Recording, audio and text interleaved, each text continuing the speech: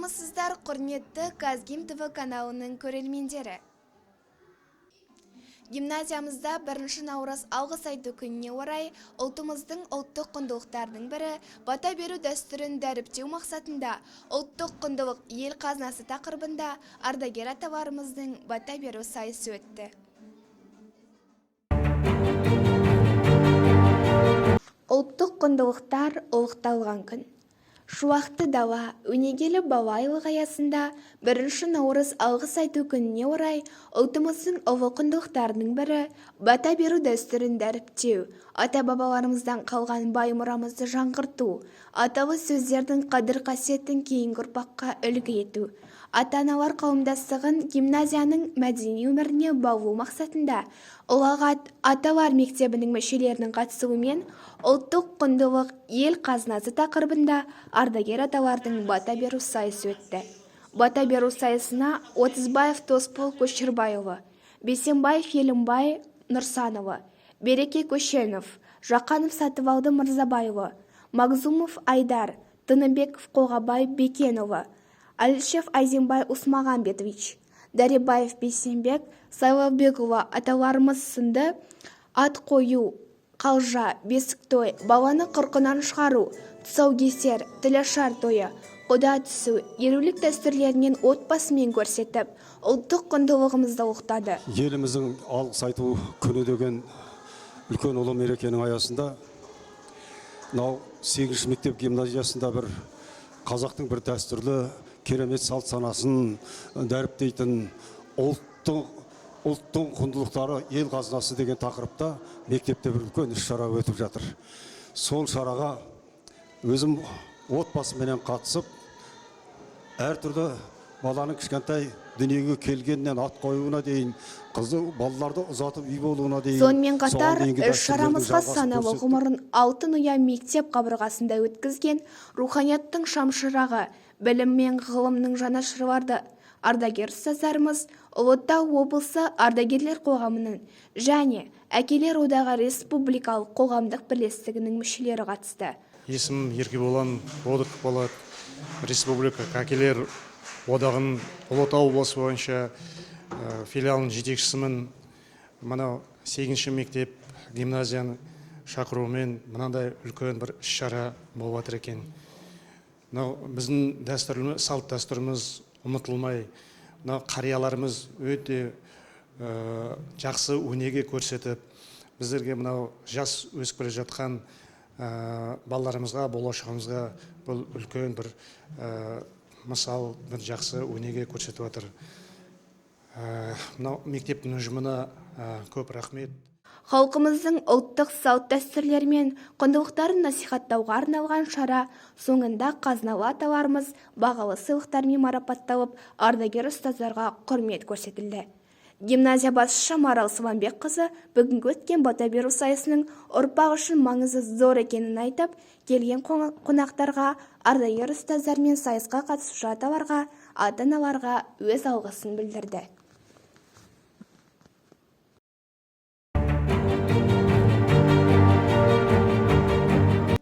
Гимназиямызда осы аптада талантты суретшілердің өнерін насихаттау мақсатында арт-студия алаңы ашылды. Арт-студия туралы дайындалған репортажға назар салайық. Қаламыздың Қара шаңырағы номер 8 гимназиямыздың 2 қабатында талантты суретшілерге арналған арт-студия алаңы ашылды. Бүгінгі таңда гимназиямызда арт-студия жұмыс жасайды. Арт-студия біздің мектебіміздегі гимназиямыздағы барлық балалардың шығармашылық қабілетін ұштауда өте жақсы қызмет атқарып отыр. Арт-студияның жетекшісі көркем еңбек пәні мұғалімі Ахметова Айгүл Базгаримовна және көркем еңбек пәні мұғалімі Серік Жакупов Өміртайұлы. Осы жердегі салған шығармашылықтарының бәрін қалалық, облыстық және республикалық халықаралық көлемдегі сайыстарға жүктеп отырады, жіберіп отырады. Арт-студияның ерекшелігі сурет салуға қызығатын барлық оқушы бос уақытында келіп сурет салуына болады. Қайырлы күн, қуаныштымыз. Бүгін үлкен қуанышты жаңалық болып жатыр екен мектебімізде. Арт-студия шынымен де мына балалардың өнерін шыңдауға көп қызмет атқарады деп ойлаймын. Біз енді біздің әдебиет, қазақ тілі пәні бұл барлық пәнмен байланыстырып, бүгінгі өмірмен байланыстыруға септігін тигізетін пән. Сондықтан өнерлі балалар өздерінің суреттері арқылы өздерінің талантын, дарынын бір байқатса, сонымен бірге әдебиеттегі, көркем әдебиеттегі шығармаларды, оқыған шығармаларын сурет арқылы бейнелей алады. Бейнелеу арқылы өз ойларын білдіре алады, және бұл үлкен оқушының танымын арттыруға жасалған бір жақсы қадам деп есептеймін. Сондықтан жұмыстарыңызға сәттілік тілеймін.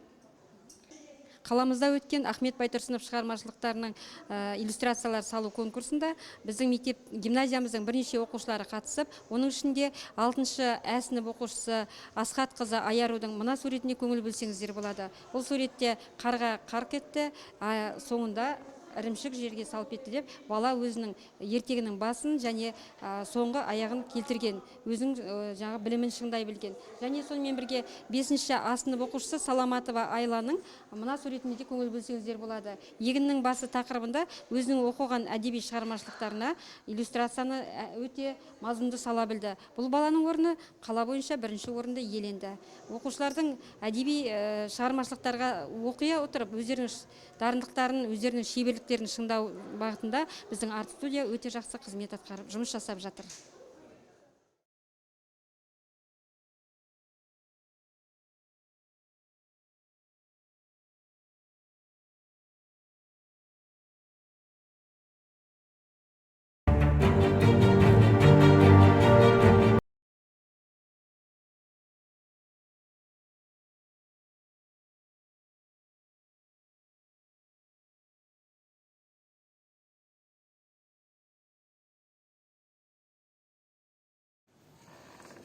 Бірінші наурыз күні қала мектептерінің оқушылар арасында салауатты өмір салтын насихаттау және қалалық команда жасақтау мақсатында волейболдан спорт жарысы басталды.